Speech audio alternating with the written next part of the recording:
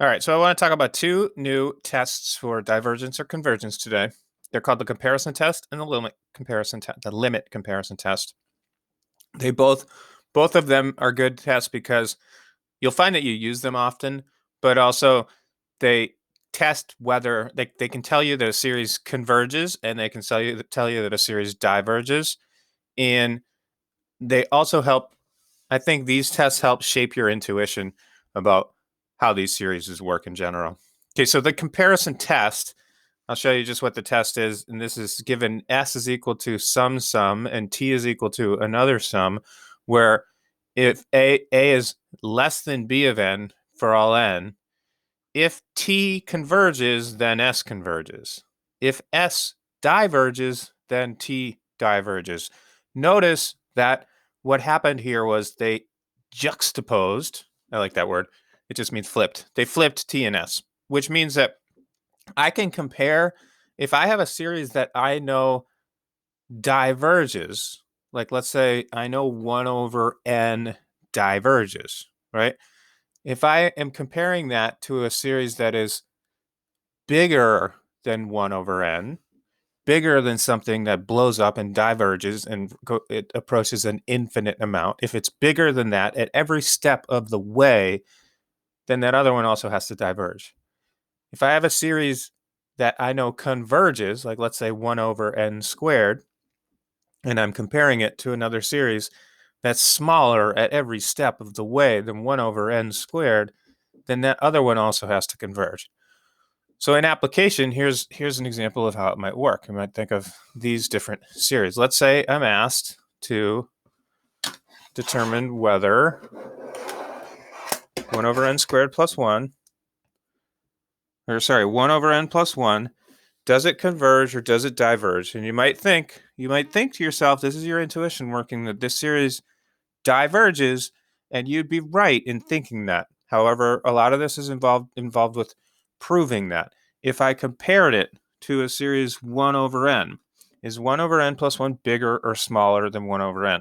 N plus 1, let's see, if I make the denominator bigger, I make the fraction smaller. So if I started listing these terms out, and you can pause this video and list those terms out if you want to prove to yourself that 1 over n plus 1 is smaller at every step of the way than 1 over n.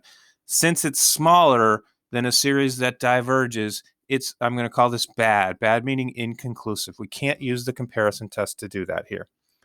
What if I have 1 over n squared plus 1? And you're thinking, that looks a lot like 1 over n squared. 1 over n squared, I know it converges. And is 1 over n squared plus 1 bigger or smaller than 1 over n squared? Well, it's smaller. It's smaller than a series that converges, so this is good. This means it is conclusive. Let's go back to the first example, except instead of 1 over n plus 1, let's make it 1 over n minus 1. Now, that's just a little bit bigger at every step of the way. Every single part of that series, or every single part of that sequence, is going to be just a tiny bit bigger than 1 over n. Well, what's 1 over n do? It goes boom. It diverges.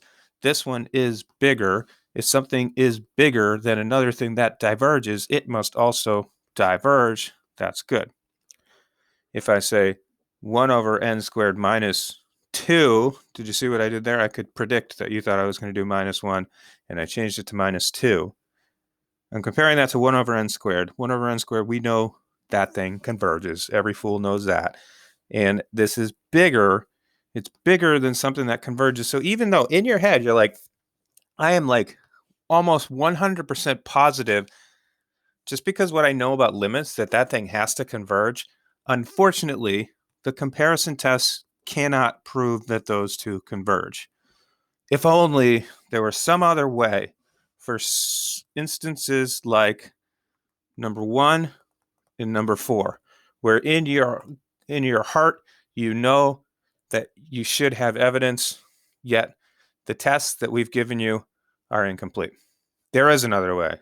Don't worry. It's called the limit comparison test.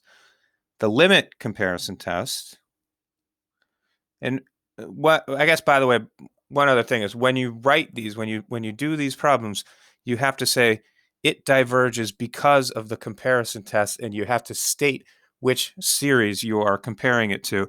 And you might say compared to the series 1 over n, or compared to the series 1 over n squared. What you don't want to do is just put compared to 1 over n or compared to 1 over n squared. On the AP FRQ, it is important that you write all that stuff out and that you write the summation sign also. Okay, so the limit comparison test says, all right, we may not have to use all that rigid stuff that's in the comparison test. If we have those two series and we take the limit as n goes to infinity of the ratio of those two series, and keep in mind, this is not the same as the ratio test. The ratio test is coming, but the ratio test is a different ratio. If this limit is finite and it's not zero, then both converge or both diverge. So what were the ones that we had that were inconclusive up here before?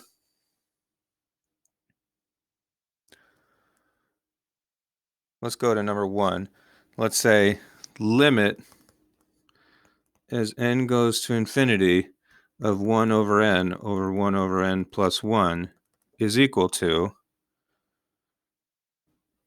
n plus, well, sorry, better be limit as n goes to infinity of n plus 1 over n. Okay, what's this? This is 1. Okay, so this, the limit as n goes to infinity of that is 1. So this equals 1, and I could say, therefore, 1 over n plus 1 diverges because of LCT. If I want to do, and it diverges because of LCT because the series that I put in the ratio with it, we know diverges. If I wanted to do this one, I could say limit as n goes to infinity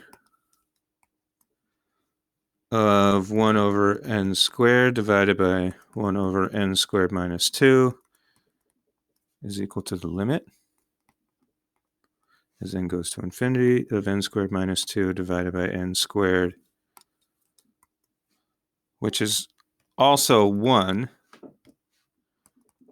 And then this would be the same result, but it's the opposite conclusion. Therefore, sum of 1 over n squared minus 2 converges because of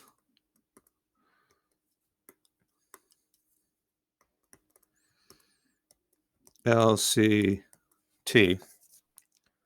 And we know that the series that we compared it to converges. And you don't have to say it. I don't think that we know that one converges, but this one converges because it's, you could say, the p-series test on this one. This one, you should know that this is called the harmonic, and you can use as evidence.